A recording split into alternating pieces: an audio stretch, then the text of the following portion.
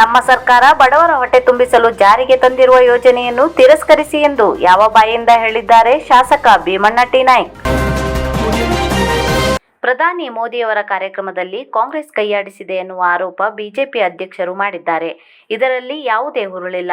ಕಾರ್ಯಕ್ರಮ ಚುನಾವಣೆ ನೀತಿ ಸಂಹಿತೆ ಅಡಿಯಲ್ಲಿಯೇ ನಡೆಯುತ್ತದೆ.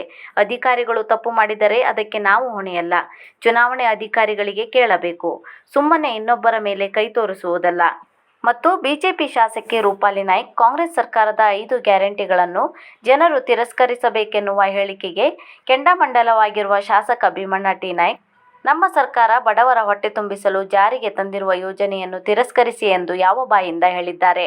ಒಬ್ಬರು ಮಹಿಳೆಯರ ತಾಳಿಯ ಬಗ್ಗೆ ಮಾತನಾಡಿದರೆ ಇನ್ನೊಬ್ಬರು ಹೊಟ್ಟೆ ಮೇಲೆ ಹೊಡೆಯುತ್ತಿದ್ದಾರೆ.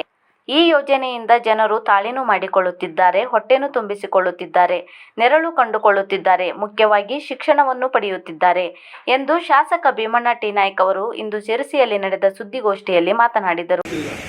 ಈ ರೀತಿಯ ಬೇಜವಾಬ್ದಾರಿ ಮಾತನ್ನ ಆಡುವಾಗ ಎಚ್ಚರಿಕೆಯಿಂದ ಮಾಡಿದ್ರೆ ಒಳ್ಳೆಯದು ಅನ್ನೋಂಥದ್ದು ನನ್ನ ಅಯೋಧ್ಯೆ ಬಗ್ಗೆ ಸಾಕಷ್ಟು ವಿಚಾರಗಳು ಪ್ರಸ್ತಾಪಿಸಿದೆ. ಖುಷಿ ಆಗುತ್ತೆ, ಕಟ್ಟಲೇಬೇಕು, ಮಾಡಲೇಬೇಕು. ಈ ಅಯೋಧ್ಯೆಯನ್ನು ಕಟ್ಟುವಲ್ಲಿ ಸುಮಾರು 20-30 ವರ್ಷದ ಹಿಂದೆ ಇಡೀ ದೇಶದ ಜನರು ಇವತ್ತು ಪ್ರತಿಯೊಬ್ಬರು ಇಟ್ಟಂಗಿಯನ್ನು ಪೂಜೆಯನ್ನು ಮಾಡೋದ್ರ ಮುಖಾಂತರ ಊರಲ್ಲಿ ಬಹಳ ಭಕ್ತಿಯಿಂದ ಶ್ರದ್ಧೆಯಿಂದ ಅವರ ಕೈಲಿರ್ತಕ್ಕಂಥ ಎಷ್ಟು ಹಣ ಹಾಕಿದ್ರು ಗೊತ್ತಿಲ್ಲ, ನಮ್ಮೂರಲ್ಲಿ ಬಂದ ನಾವು ಕೂಡ ಎಷ್ಟು ಹಣ ಹಾಕಿದ್ರು ಗೊತ್ತಿಲ್ಲ, ಹಣವನ್ನು ಸಂಗ್ರಹಣೆ ಮಾಡಿ ಇವತ್ತು ಅಯೋಧ್ಯವನ್ನು ರಾಮ ಮಂದಿರವನ್ನು ಕಟ್ಟಿರುವಂಥ ಇಂಥ ರಾಮ ಮಂದಿರನ ಕಟ್ಟಿರೋದು ಇಡೀ ದೇಶವು ಕೂಡ ಗೌರವವನ್ನು ನೋಡಿರುವಂಥದ್ದು, ಪೂಜಿಸುವಂಥದ್ದು, ಪ್ರತಿಯೊಬ್ಬ ಹಿಂದೂ ಮಾಡಿರುವಂಥ ಅದ್ರ ಬಗ್ಗೆ ಮಾತೇ ಇದೆ. ಅಥವಾ ಇಲಾಖೆ ಏನಾದರೂ ಮಾಡಿದ್ರೆ ತೊಂದರೆ ಕೊಟ್ಟಿದ್ರೆ ಅದು ಆಯಾ ಇಲಾಖೆ ಹೊಣೆ. ಇವತ್ತು ಎಲೆಕ್ಷನ್ ಕಮಿಷನ್ ಈ ಎಲ್ಲ ಸಂಪೂರ್ಣವಾಗಿರ್ತಕ್ಕಂಥ ಈ ಚುನಾವಣೆ ವ್ಯವಸ್ಥೆಯನ್ನು ಜಿಲ್ಲೆಯ ಆಡಳಿತ ಯಂತ್ರ ಎಲ್ಲವೂ ಕೂಡ ಇವತ್ತು ಚುನಾವಣಾ ಆಯೋಗದ ಅಡಿಯಲ್ಲಿರುವಂಥ ಇದರಲ್ಲಿ ನಮ್ಮವರಾಗಿ, ನಮ್ಮ ಪಕ್ಷವರಾಗಿ, ನಾನು ಶಾಸಕರಾಗಿ ನಾವು ಯಾರೂ ಕೂಡ ಇದರಲ್ಲಿ ಯಾವುದೇ ರೀತಿಯ ಹಸ್ತಕ್ಷೇಪ ನಮ್ಮ ಅದು ನಾವು ಮಾಡಿಲ್ಲ. ಅದು ಅಂದರೆ ನಾವು ಅವಕಾಶ ಮಾಡಿದ್ದೀವಿ. ಯಾರೇ ಆಗಲಿ ಎಂದರೆ ಚುನಾವಣೆ ಆಯೋಗದ ಅಡಿಯಲ್ಲಿ ಅವು ನಡೆಯಲೇಬೇಕು. ಪಂಚಾಯತ್ ಮಟ್ಟದಲ್ಲೂ ಕೂಡ ನಾವು ಯಾವುದೇ ಚುನಾವಣೆ ಅನುಸಾರ ನಂತರ ನೀತಿ ಸಮಿತಿ ಬಂದ ನಂತರದಲ್ಲಿ ನಾವು ಯಾವುದೇ ಪಂಚಾಯತ್ ಮಟ್ಟದಲ್ಲೂ ಕೂಡ ಯಾವುದೇ ನಾವು ಹಸ್ತಕ್ಷೇಪ ನಾವು ಮಾಡಿ ಅಂಥದ್ರಲ್ಲಿ ಗೌರವಿತ ಪ್ರಧಾನಮಂತ್ರಿ ಬಂದಂಥ ಸಭೆಯಲ್ಲಿ ನಾವು ಯಾರು ಕೂಡ ಅಂಥದ್ರಲ್ಲಿ ಭಾಗಿನೂ ಆಗಿಲ್ಲ. ಆ ವಿಚಾರದ ಅಂಥ ಸಣ್ಣತನ ನಾವು ಯಾರು ಕೂಡ ಮಾಡಿಲ್ಲ. ಮಹಾಮಂಗಳಾರತಿ ವೇಳೆ ಭಾಷಣ ನಿಲ್ಲಿಸಿದ ಮಾಜಿ ಮುಖ್ಯಮಂತ್ರಿ, ಎದ್ದು ನಿಂತು ಕೈಮುಗಿದ ಕಾಂಗ್ರೆಸ್ ಕಾರ್ಯಕರ್ತರು. ಕಾಂಗ್ರೆಸ್ ಪಕ್ಷದ ಕಾರ್ಯಕರ್ತರನ್ನು ಹಿಂದೂ ವಿರೋಧಿ ಎಂದು ಬಿಂಬಿಸಲು ಬಿಜೆಪಿ ತನ್ನೆಲ್ಲ ಶ್ರಮ ಹಾಕುತ್ತಿರುವುದು ಇಂದು ಜಗಜ್ಜಾಹೀರಾಗಿದೆ. ಆದರೆ ಬಿಜೆಪಿಯ ಆರೋಪಗಳಲ್ಲಿ ಯಾವುದೇ ಹುರುಳಿಲ್ಲ. ಬಿಜೆಪಿ ಕೇವಲ ಅಧಿಕಾರಕ್ಕಾಗಿ, ರಾಜಕೀಯಕ್ಕಾಗಿ ಹಿಂದುತ್ವದ ನಾಟಕ ಮಾಡುತ್ತಿದೆ.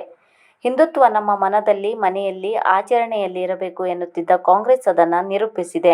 ಭಟ್ಕಳ ತಾಲೂಕಿನ ಸಾರದೊಳೆ ನಾಮಧಾರಿ ಸಭಾಭವನದಲ್ಲಿ ಲೋಕಸಭಾ ಚುನಾವಣಾ ಪ್ರಚಾರ ಸಭೆಯಲ್ಲಿ ಸಚಿವರಾದ ಮಂಕಾಳ್ ವೈದ್ಯ, ಹಳಿಯಾಳ ಶಾಸಕ, ರಾಜ್ಯ ಆಡಳಿತ ಸುಧಾರಣಾ ಆಯೋಗದ ಅಧ್ಯಕ್ಷರಾದ ಆರ್ ವಿ ದೇಶಪಾಂಡೆ ಸೇರಿದಂತೆ ಹಲವು ಮುಖಂಡರು ಪಾಲ್ಗೊಂಡಿದ್ದರು.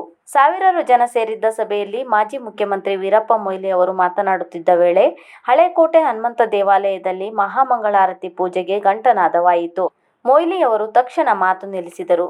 ಸಭಿಕರೆಲ್ಲರೂ ಎದ್ದು ನಿಂತು ದೇವರಿಗೆ ಕೈ ಮುಗಿದರು. ಪೂಜೆ ಮುಗಿದ ನಂತರ ಸಭೆ ಮುಂದುವರಿಯಿತು.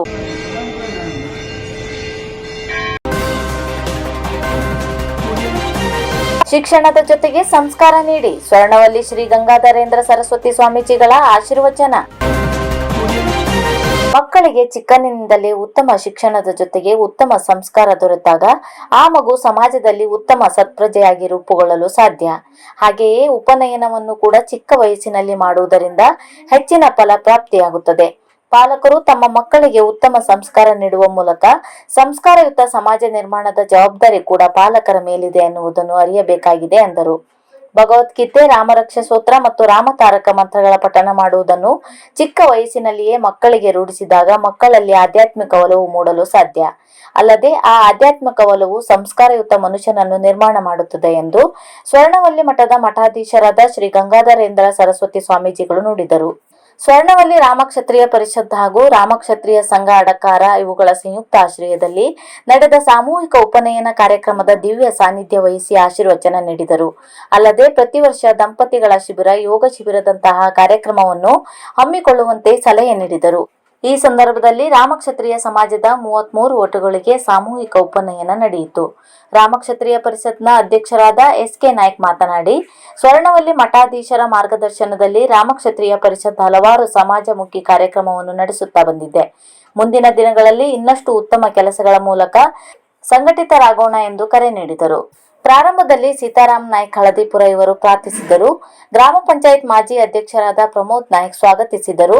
ಅಡಕಾರ ರಾಮಕ್ಷತ್ರಿಯ ಸಂಘದ ಅಧ್ಯಕ್ಷರಾದ ರಾಮದಾಸ್ ನಾಯ್ಕ್ ಪ್ರಾಸ್ತಾವಿಕವಾಗಿ ಮಾತನಾಡಿದರು. ಪರಿಷತ್ನ ಪ್ರಧಾನ ಕಾರ್ಯದರ್ಶಿ ರಾಜೇಶ್ ಸಾಳೆಹೆತ್ತಲ್ 5 ವರ್ಷಗಳ ವರದಿ ವಾಚಿಸಿದರು. ರವಿ ನಾಯ್ಕ್ ನಿರೂಪಿಸಿದರು. ಮಹೇಶ್ ನಾಯ್ಕ್ ವಂದಿಸಿದರು. ವೇದಿಕೆಯಲ್ಲಿ ಪರಿಷತ್ನ ಅಧ್ಯಕ್ಷರಾದ ಎಸ್.ಕೆ. ನಾಯ್ಕ್ ಮತ್ತು ಶ್ರೀನಿವಾಸ್ ನಾಯ್ಕ್ ಮುಂಬೈ ಇವರಿಗೆ ಅಡಕಾರ ಸಂಘದಿಂದ ಸನ್ಮಾನಿಸಲಾಯಿತು. ಮಲ್ಲಿಕಾರ್ಜುನ್ ಸಿಲ್ಕ್ಸ್ ಇದರ ಮಾಲೀಕರಾದ ರತ್ನಾಕರ್ ನಾಯ್ಕ್ 33 ವಟುಗಳಿಗೆ ವಿಶೇಷ ಉಡುಗೊರೆಯೊಂದಿಗೆ ಗೌರವಿಸಿದರು.